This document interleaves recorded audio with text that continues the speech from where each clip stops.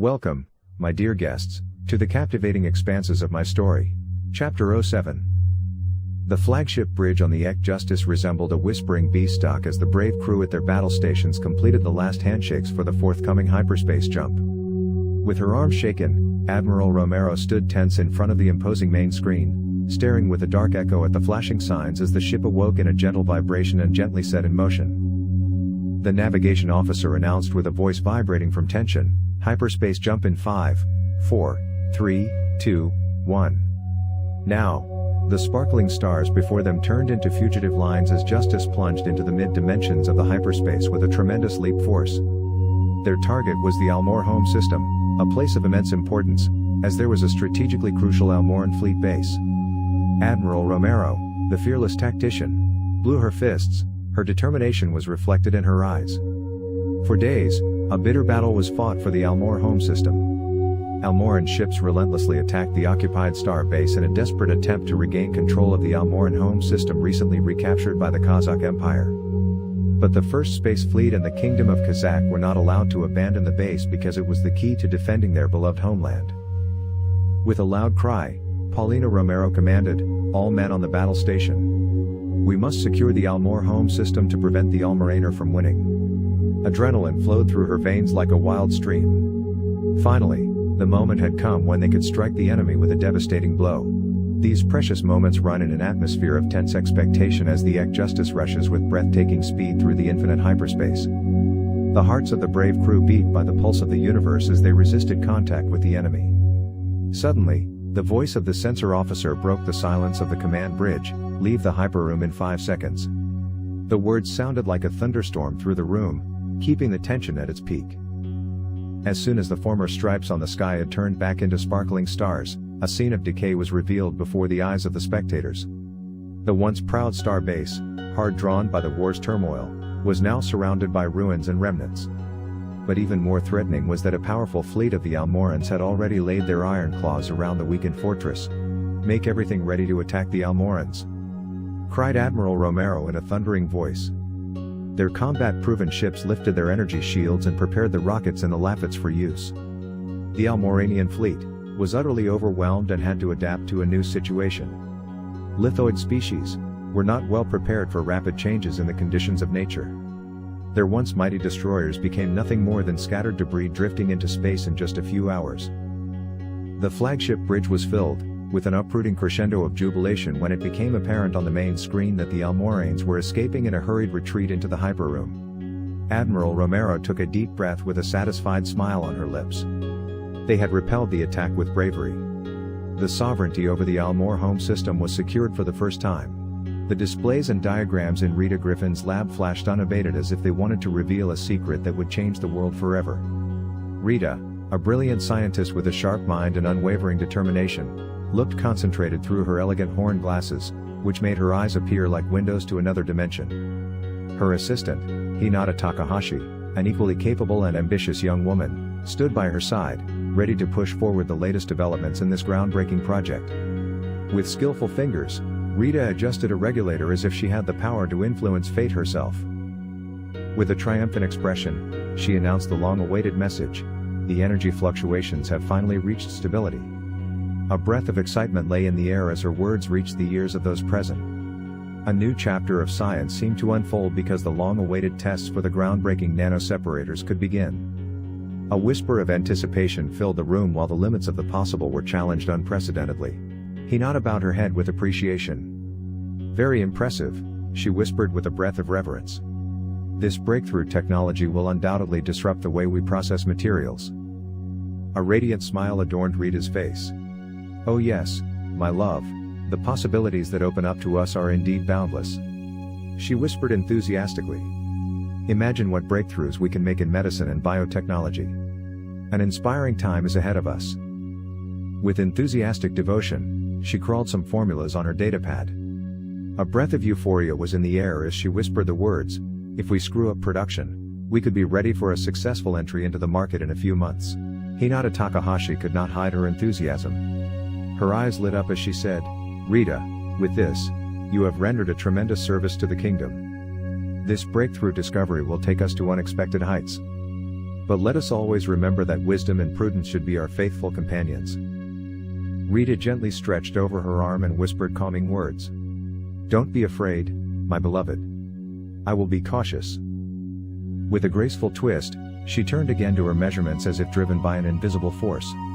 Progress, which progressed unstoppably, was like a wild horse that could not be tempered. Diving into deep thoughts, Savia walked through the majestic gardens of the palace. But the lush splendor of the flowering flowers and fragrance of the bushes could not illuminate their spirit. A severe burden lay on their soul, for the losing war against the Almorans was still fierce. When would this pointless slaughter finally come to an end? Savia approached the artfully curved bench with thoughtful steps and slowly settled down. In front of her, the spring sprang up in gentle waves, but her attention did not turn to the idyllic scenery. Instead, their thoughts were with the countless fallen soldiers whose lives had been so senselessly sacrificed. There must have been another path that revealed itself to Savia. With determination, she rose from her seat and vowed to do everything she could to resolve this conflict peacefully. The Senate of the Empire and its body of the cleverest heads of the country had to define the conditions for a ceasefire. Only in this way could the path to true peace be found, touching the people's hearts and reuniting the nation. Savia turned her eyes for the last time over the lush garden, which was in full blossom. Their eyes reflected the unwavering hope of a bright future that could never fade away. At the end of July 2286, the Divine Empress Savia Heimer announced her plan before the Imperial Senate and the Council of the Wise. The air was filled with tension and hope as her words reached the ears of those present. Their adopted daughter Nadine and Environment Minister Baron Solikov, two loyal companions, immediately showed their enthusiasm and nodded in agreement. Even the committed Myra Gupta, a woman of great wisdom, could not hide her approval. But the severe look of Grand Admiral Paulina Romero gave Savia's words even greater importance. Like the others, she longed for the war's end, peace, and harmony in a world torn apart by conflict. But not all those present shared this desire. Grand Inquisitor Kaisha's furious smile betrayed her skepticism and her doubts. She was a woman of iron will and firm convictions, and convincing her of a plan that questioned her principles wasn't easy. But in the end, she too could not resist the pressures of the others and agreed. The Imperial Senate was a place of discourse and decisions where the fates of whole worlds were sealed. And on the day that Savia announced her plan, another step towards peace and unity was taken. But what challenges and dangers would they face on this path? Would they be able to overcome conflicts and obstacles in their goal? Only time will tell. Weeks passed, in which the negotiations on the details tumbled unceasingly. The minds were warm, the discussions passionate. But eventually, at the end of October, a draft treaty was reached, arousing hope for a better future. The core points of this breakthrough agreement were crucial. The independence of the Almorans, who now live under a new empire, should be under the watchful supervision of a sophisticated buffer system. This should ensure that their sovereignty is preserved and protected from any threat. Following the example of the Kazakh Empire, this empire would have a Senate system and be more open to the people. A step towards freedom and self-determination made people's hearts beat up, a sign of peace and hope for a better future for everyone involved. The Imperial Senate welcomed this development and supported the establishment of the Almoran Puffer Empire in its quest for freedom and dignity. On a cold November morning, a delegation set out to explore the mysterious fields of Alsor. The task before them was of immense importance, nothing less than negotiating the conditions that would change the fate of two nations forever. The atmosphere in the negotiating rooms was filled with tension. The mistrust built up over the years between the two parties was like an impenetrable fog that dimmed the minds. Every step and every gesture was observed with suspicion, as if a wrong move could bring the fragile balance to a collapse. However, the delegation was not discouraged. They were determined to make the breakthrough at any cost. Hours passed, days passed. The discussions were heated, and the mood was tense. However, the delegation remained steadfast and fought for its goals. Despite the obstacles and resistance, they eventually found a compromise acceptable to both sides. It was a great success, strengthening confidence between the parties and opening up new possibilities for a shared future. On November 5, 2286, the peace treaty was signed amid the magnificent palace with a solemn ceremony.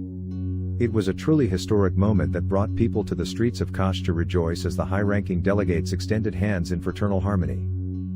After countless years of immeasurable suffering and seemingly endless darkness came the desired peace that the country so urgently needed.